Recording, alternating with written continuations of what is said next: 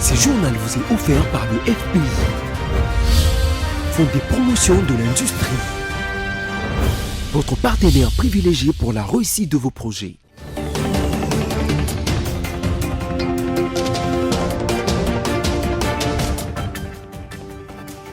Bonsoir à tous et bienvenue dans ce journal consacré à la page rétrospective de la semaine. Tout de suite, les sommaires.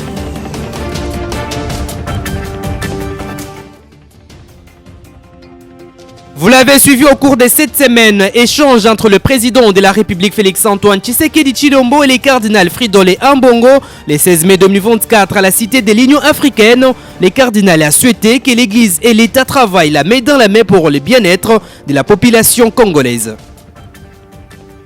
Société insalubrité à Kinshasa, la population de Funa est exposée aux maladies à cause des déchets et montagnes d'immondices qui surplombent les décharges communes. Et enfin, élection présidentielle au Tchad, la victoire de Mohamed Idriss Déby validée par les conseils constitutionnels. L'institution a rejeté les recours en annulation du Premier ministre Succès Masra.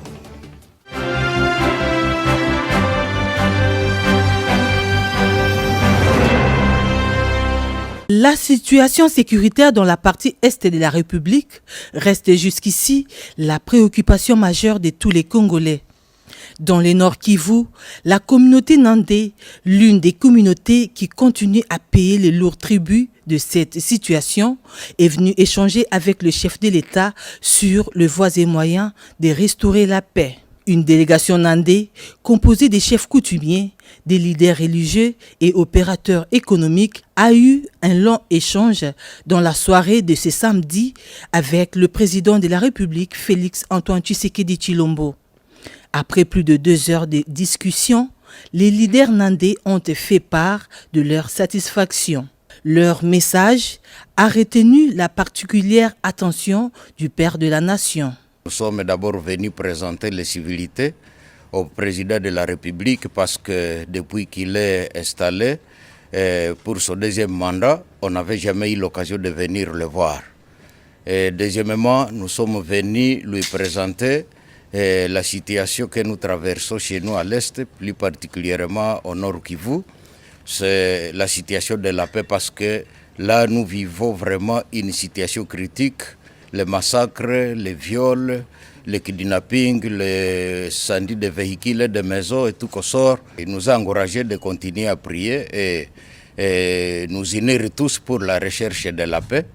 Et si aussi continuer à communiquer en cas de nécessité, il faut qu'on lui donne chaque fois des informations parce que nous qui sommes sur le terrain, nous pouvons être bien informés que lui.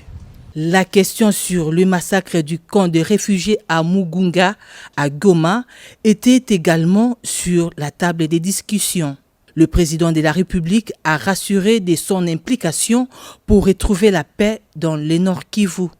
Sur cette question, il a reconnu que l'agresseur est là et que les stratégies sont montées pour que ce problème puisse prendre fin.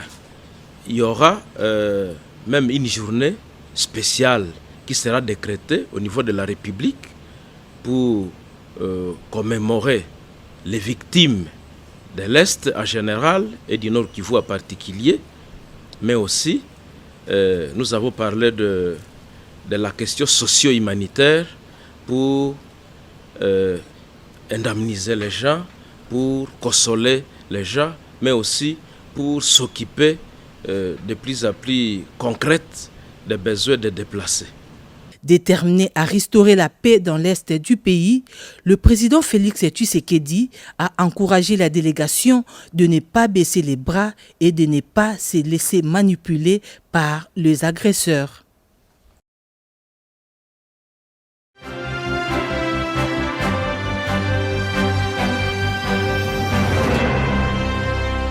Soucieux de donner tous les éclaircissements sur ces propos qu'il juge de malentendus sur les réseaux sociaux, le cardinal Fridolin Ambongo Besungu a été reçu ce jeudi 16 mai à la Cité de l'Union africaine par le président de la République Félix-Antoine Tshisekedi Tshilombo. Le cardinal s'est dit satisfait de cette rencontre qui lui a permis de faire la lumière au père de la nation sur les tumultes véhiculés dans les réseaux sociaux. Et tous les tumultes qu'on a entendus sur les réseaux ces derniers temps, j'avais souhaité rencontrer des chefs de l'État. Il m'a donné cette opportunité de les rencontrer aujourd'hui pour qu'en tant que responsable du pays d'abord, le président de la République et le cardinal du Congo, nous puissions faire la lumière sur différents points. Et je dois dire que ça a été un moment de clarification et là où les hommes se parlent, les choses sont claires. C'est avec ces sentiments de grande satisfaction et de gratitude vis-à-vis du chef de l'État que je sors de ce bureau. En fait, il y a eu plus de malentendus que de vrais problèmes. Et c'était la nécessité qu'on se rencontre, qu'on fasse la lumière sur tous ces sujets qui avaient peut-être créé des malaises. Et maintenant, quand on se parle, tout devient clair. Je crois que nous nous retrouvons sur un seul point. En tant que chef de l'État, son souci, c'est le bien du peuple congolais. Et il s'implique corps et âme pour que ce pays puisse retrouver sa sérénité, sa respectabilité sur la scène internationale. C'est un combat qu'il est en train de mener, le souci du peuple congolais.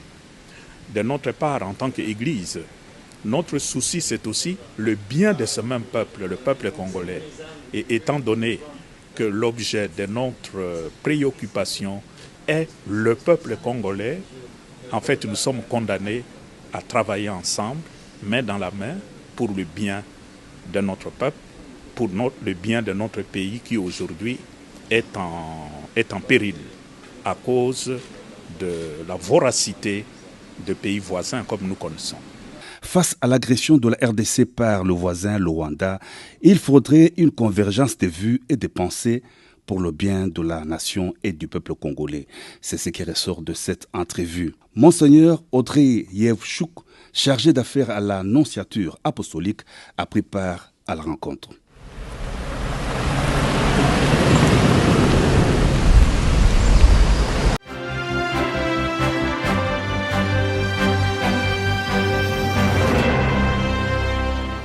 Né le 25 septembre 1938, Pascal Kindwelo Lumbu, âgé de 85 ans et originaire du Congo central. Il fait ses études primaires à l'Institut du Kasaï et s'est lancé très jeune dans les affaires. Pascal Kindwelo était ce genre d'enfant rêveur de réalisation de grandes choses. Dans son premier travail, Pascal a eu l'initiative de prêter de l'argent à ses collègues pendant la pause, de l'argent à rembourser avec intérêt à la fin du mois. Viré par son employeur après la dite initiative, Pascal Kindwelo était devenu cambuste, soit changeur de monnaie. C'était à l'époque du président Mobutu. Quelques années plus tard, Pascal s'est démarqué en créant la Banque internationale des crédits, BIC. Peu après, en 2008, il créa la société de distribution de pétrole qui possède un réseau de 7 stations-service. En mars 2011, il est nommé président de la Commission nationale de sages du Comité de fédération des entreprises sans but lucratif, avant de créer en juin 2014 la société Kwanza Capital. 2 ans après, il est classé en 5e position parmi les hommes les plus riches de la République démocratique du Congo. Quelques années plus tard, lors de sa toute première séance plénière de la session extraordinaire inaugurale, Pascal Kindwelo est placé au bureau provisoire du Sénat, étant le doyen d'âge. Notons qu'il est élu sénateur de la province du Congo central un certain 29 avril 2024.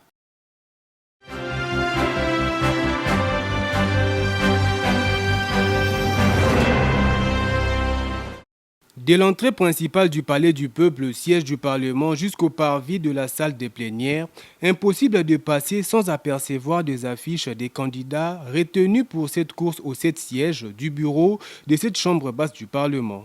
Sur les 8 candidatures en lice, seul le poste de rapporteur adjoint revenant à l'opposition à 2 candidatures, notamment celle de Dominique Mounongo d'Ensemble pour la République et de Constant Moutamba de Dipro. Pour les autres postes, la majorité parlementaire n'a présenté qu'un seul candidat par poste. Cependant, au sein de cette même majorité parlementaire, certains députés protestent contre la décision de la commission mise en place par le président provisoire de la Chambre basse du Parlement, qui a écarté les candidatures concurrentes à celles présentées par le Présidium de l'Union sacrée de la Nation. Par contre, le bureau d'âge, c'est contre la manière de faire d'honorable Mbosso. Et pour qui nous demandons la déchéance, parce qu'il ne doit pas conduire le processus électoral dont lui-même est candidat. Et tout ce que vous voyez dehors là-bas, c'est le impair. Ça me rappelle le impair. Pas sacrifier le pays aux humeurs de quelques gens, qui qu'ils soient. Vous avez donc compris pourquoi moi, je n'accepte pas cette liste-là, parce que établie par une commission ignorée, totalement ignorée par la plénière. Nous sommes une assemblée nationale, l'émanation du peuple congolais, et la souveraineté appartient à la plénière. Signalons par ailleurs que le Conseil d'État a convoqué l'Assemblée nationale à une audience publique prévue le lundi 20 mai prochain suite à la requête en référé libéré introduite le jeudi 16 mai devant la section du contentieux du Conseil d'État par l'avocat Fiston Mukendi Lumpungu agissant au nom et pour le compte de l'Alliance des mouvements de solidarité pour le changement de Mbusa Nyamwisi Antipas. Affaire à suivre.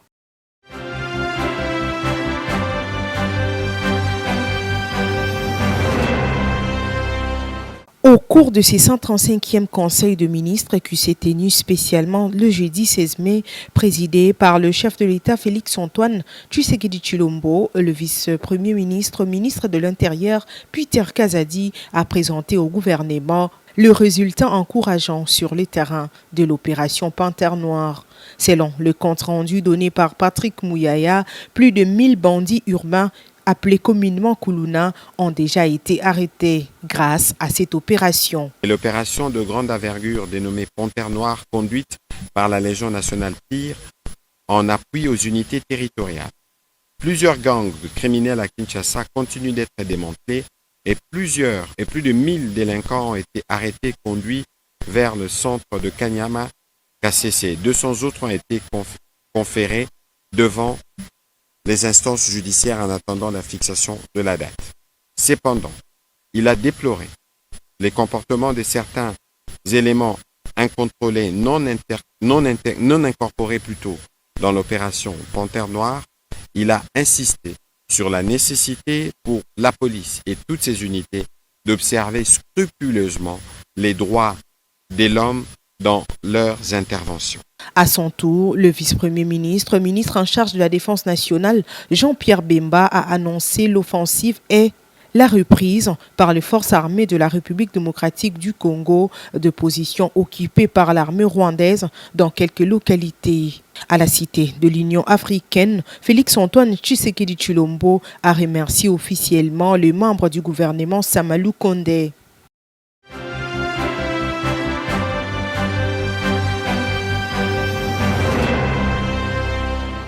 Le gouverneur militaire de l'Ituri s'est exprimé devant la presse ce vendredi du mai courant. Question de passer en revue les réalisations de l'état de siège. 3 ans d'Iran pour le lieutenant général Luboyanka Shomadjouni. L'option non militaire a permis de recréer la confiance entre le gouvernant et le gouverné. 3 ans, les gens oublient. Même moi aussi, des fois, j'oublie. Nous avons oublié tout ce qui se passait sur la RN27. Si vous partez d'ici jusqu'à Komanda, d'ailleurs les gens ne voyageaient même pas. Parce que la première fois que je suis parti, il n'y avait personne. Nous avons oublié que de Komanda à Luna, il y avait tous les jours des incendies de véhicules. Pas un véhicule. Des véhicules et des véhicules, des tracks, des bus et tout. Tous les jours que Dieu a créé. Nous avons oublié aussi que la Tchabi à Boga. Nous avons oublié aussi qu'à Fataki, Tous les jours, il y avait des incursions. Nous avons oublié qu'à Libye, c'était des combats. Nous avons oublié que entre Ngoté et Djalasiga, il n'y avait personne, il n'y avait pas de population. Je suis arrivé à Katanga, j'ai trouvé seulement le chef coutumier. Nous avons aussi oublié qu'on ne pouvait pas arriver ici à côté à Mongoual. Nous avons oublié tout ça. Oui, c'est bien d'oublier. Parce que ça, ce sont des malheurs. Ce sont des mauvaises choses qui nous arrivent. Sur le plan de développement, plusieurs kilomètres de routes ont été asphaltés à Bounia, a affirmé l'autorité provinciale. Nous avons organisé les routes. Aujourd'hui, si vous voulez arriver à Komanda, vous n'allez plus faire des heures. Et on peut quitter Arou le matin et faire 8 heures pour arriver jusqu'à Bounia. Pour l'heure, beaucoup de choses restent à faire pour atteindre la mission assignée à l'état de siège par le commandant suprême des forces armées, Félix Antoine Tshisekedi Tshilombo, celle d'imposer la paix sur l'ensemble de l'Ituri. La réconciliation et le pardon sincère entre communautés demeurent l'une des vertus du retour définitif de la stabilisation de cette partie du pays, a insisté l'autorité provinciale et commandant des opérations.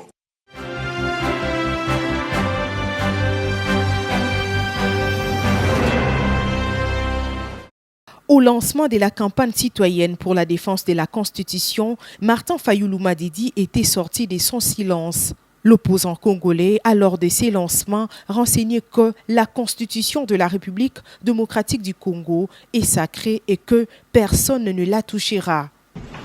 Nous avons dit que personne ne touche à notre Constitution. La Constitution est sacrée.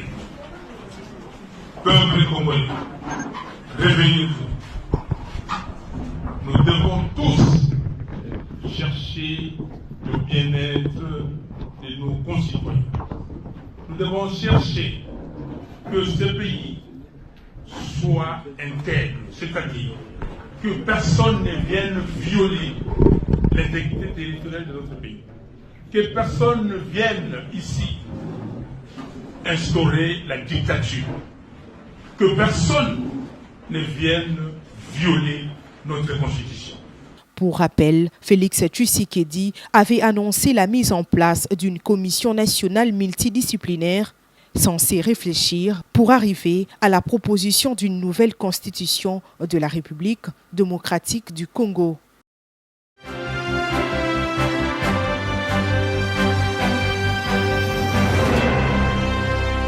Le bureau du Conseil supérieur de l'audiovisuel et de la communication, siégeant en sa 7e réunion, tenue le 15 mai 2024 à Kinshasa, capitale de la République démocratique du Congo, a attendu que la chaîne Bossolo Télévision a diffusé ce mardi 14 mai 2024 l'émission Bossolo la politique officielle, au cours de laquelle le présentateur, M. Israël Mutombo, s'est livré allègrement à des attaques personnelles contre M. Mbosso Odia Fwanga, candidat deuxième vice-président du bureau de l'Assemblée nationale, attendu que dans ces allégations, M. Israël Mutombo, sous prétexte de l'âge du candidat Mbosso, a prédit la mort de ce dernier qui, selon lui, mourrait sur la scène politique, comme fut le cas de l'artiste musicien Papa Wemba, attendu que ces propos empreints de mépris et de dénigrement tenus dans l'intention de nuire aux droits civils et politiques de M.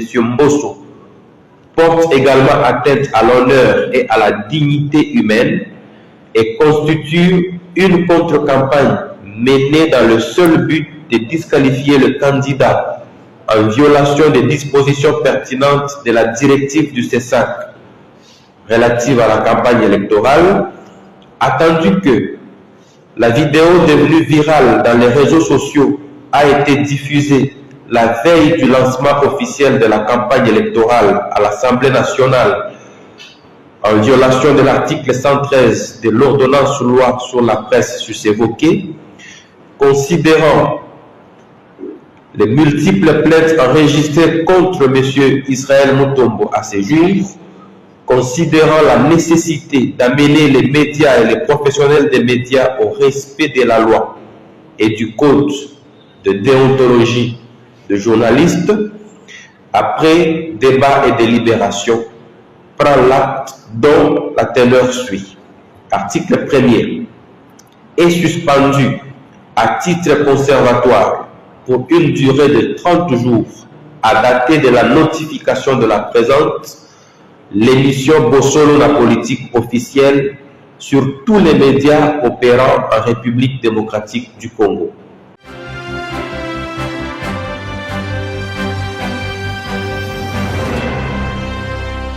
Au début de ces mois de mai, la classe politique a été bouchée par un scandale suite à la controverse autour des véhicules offerts à deux députés provinciaux de la majorité présidentielle, à savoir le parti UDPS de Tshisekedi, quelques jours avant l'élection du gouverneur, vice-gouverneur et sénateur à Kinshasa. La société civile ACAJ avait d'ailleurs jugé inadmissible que le secrétaire général de l'UDPS, Augustin Kabouya, puisse justifier ce qu'elle qualifie de corruption pour une prime d'encouragement. Et nous voilà, aujourd'hui les mêmes scénarios refait surface. Les députés provinciaux de l'UDPS vont encore une fois de plus bénéficier de certificats d'excellence. Mais est-ce que l'UDPS est devenue une organisation des œuvres de carité ou c'est la confirmation de la corruption proprement dite? Patrick Kompiana, membre de l'UDPS au Tshisekedi, répond. Lier les trophées d'excellence qu'on remettra aux différents députés provinciaux à la corruption, moi je pense que c'est une aberration. Si vous circulez aujourd'hui dans les grandes entreprises, il y a toujours un prix qu'on donne aux meilleurs agents. Et par rapport au JIP, je crois que le secrétaire général du parti, mon chef, a été clair. Il a dit que c'était prévu dès lors qu'on a élu les différents candidats du parti et à titre de récompense de ce qu'ils ont fourni comme effort et le parti devait en retour leur donner quelque chose. Donc c'est pour vous dire qu'en politique, il ne faut toujours pas mettre en place des imaginations alors que la République démocratique du Congo, jusqu'à ce jour, n'a pas limité au fait ou fixé un critérium pour qu'on puisse qualifier un acte de corruption ou pas. Donc c'est ce qu'il faut retenir.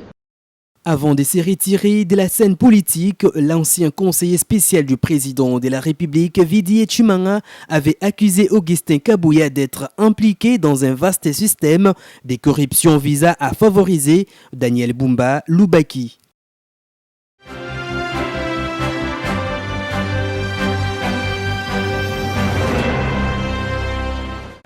Déclaration de l'intersyndicale du Fonds de promotion de l'industrie au sujet de la concession ex-Manoa.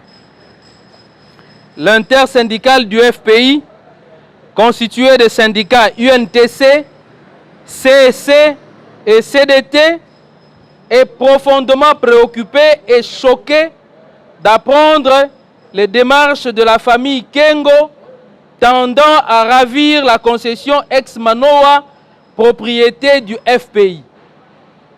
En effet, le FPI est propriétaire de la concession ex-Manoa ayant une superficie de 20 hectares située dans la commune de Lansele, dans la ville-province de Kinshasa, suivant le certificat d'enregistrement volume AN 41/folio 171 du 7 mai 2019 et l'arrêté ministériel numéro 653/cab.mine.af.fonce/2019 du 20 juillet 2019 qu'il a acquis en dation depuis plus de 10 ans auprès de la société Manoa.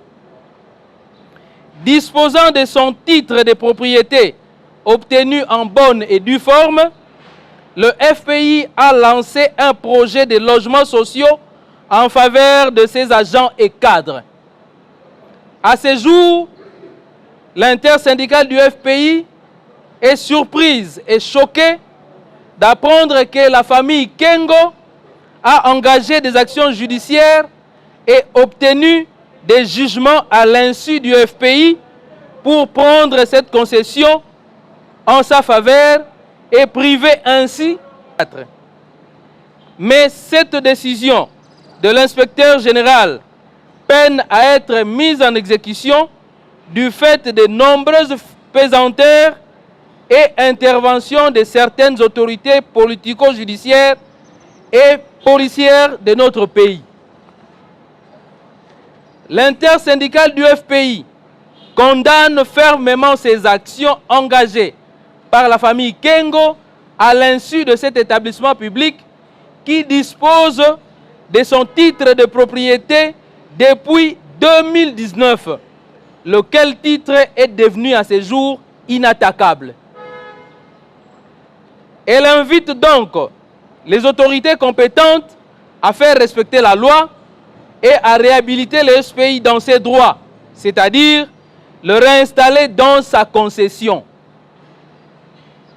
L'intersyndicale du FPI s'engage au nom de la défense des droits et intérêts de ses membres à mener toutes les actions nécessaires visant à le remettre dans la jouissance de leurs droits.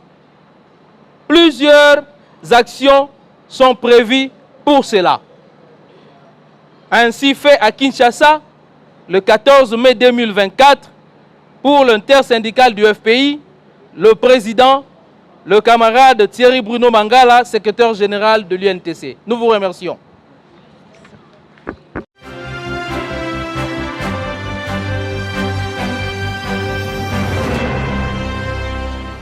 À en croire le service de protection civile en Ituri, cet incident est dû au vent violent qui souffle depuis le mois d'avril dernier sur le lac Albert. C'est donc au changement météorologique que la structure attribue cette catastrophe naturelle. Pour son coordonnateur Robert Njalonga, cette situation affecte le transport lacustre et les activités de pêche qui se font déjà avec beaucoup de risques. Il a ainsi recommandé aux pêcheurs, aux transporteurs et aux clients de toujours se munir des gilets de sauvetage et de réduire les activités sur les lacs Albert afin d'éviter plus de dégâts et prévenir les pertes en vies humaines, étant donné que ce sont des catastrophes naturelles qu'on n'a pas la possibilité de bloquer ou de limiter. Les propriétaires des pirogues motorisées doivent les maintenir en bon état pour éviter des naufrages et les transporteurs, quant à eux, doivent aussi respecter la charge pour éviter la répétition de ces genres de situations.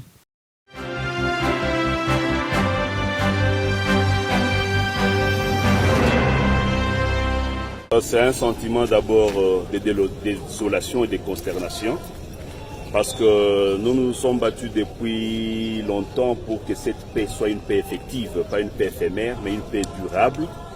Si nous sommes en train de lutter contre ces incirconcis du Rwanda, nous avions préféré que le Congo fasse la guerre au Rwanda.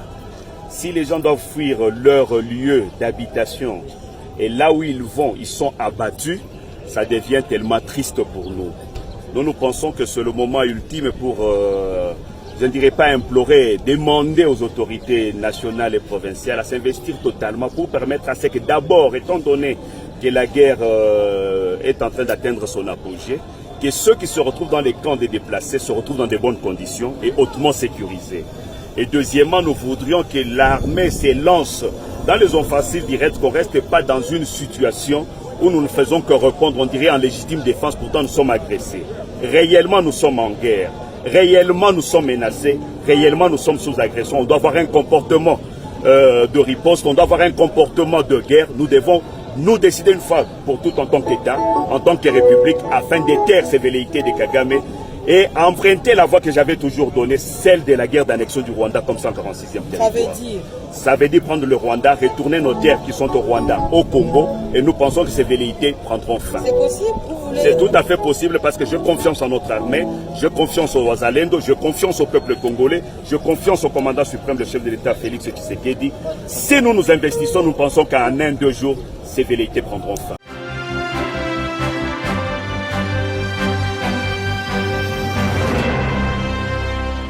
Nous sommes à Kinshasa, plus précisément à Limité, au quartier Funa. Comme vous pouvez le voir, les routes déjà ne sont pas en très bon état.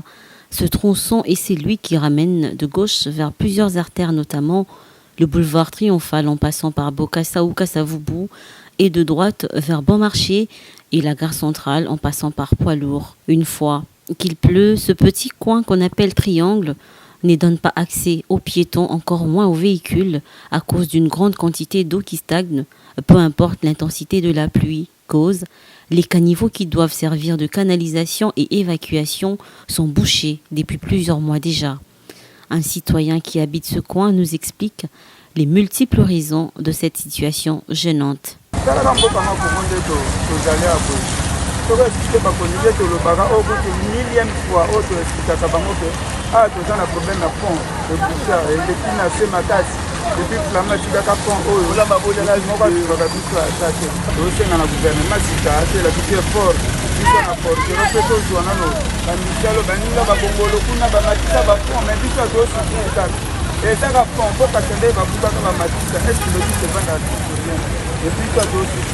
Incroyable mais vrai.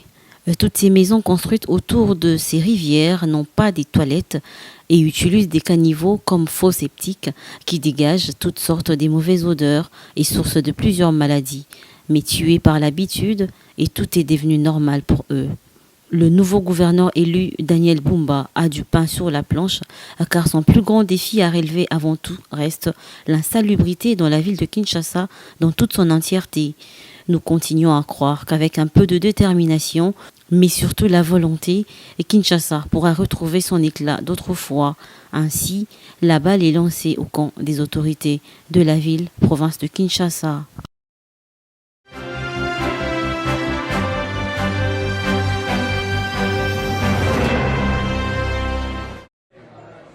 Au Tchad, le Conseil constitutionnel a validé jeudi l'élection du président de transition Mahamat Idriss Déby lors du scrutin du 6 mai dernier.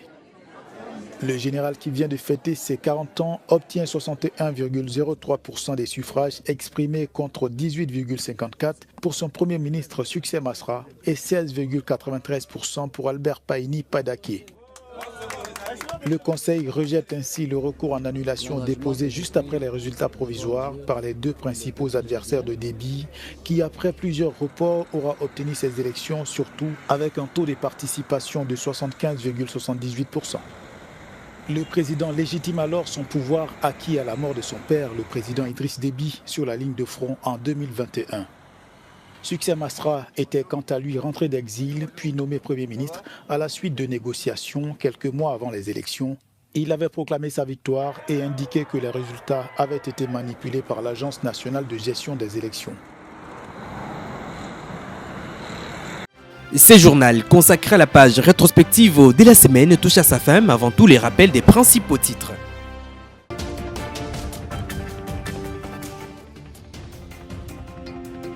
Vous l'avez suivi, échange entre le président de la République Félix Tshisekedi et le cardinal Fridolin Ambongo le 16 mai 2024 à la Cité de l'Union africaine. Le cardinal a souhaité que l'Église et l'État travaillent la main dans la main pour le bien-être de la population congolaise. Insalubrité à Kinshasa, la population de Funa est exposée aux maladies à cause des déchets et montagnes d'immondices qui surplombent les décharges communes. Et à l'international, élection présidentielle au Tchad, la victoire de Mahamat Idriss Déby validée par les conseils constitutionnels. L'institution a rejeté les recours en annulation du Premier ministre Succès Masra. Mesdames, Messieurs, ce journal est complètement terminé. Merci de votre fidélité. Au revoir et à la prochaine.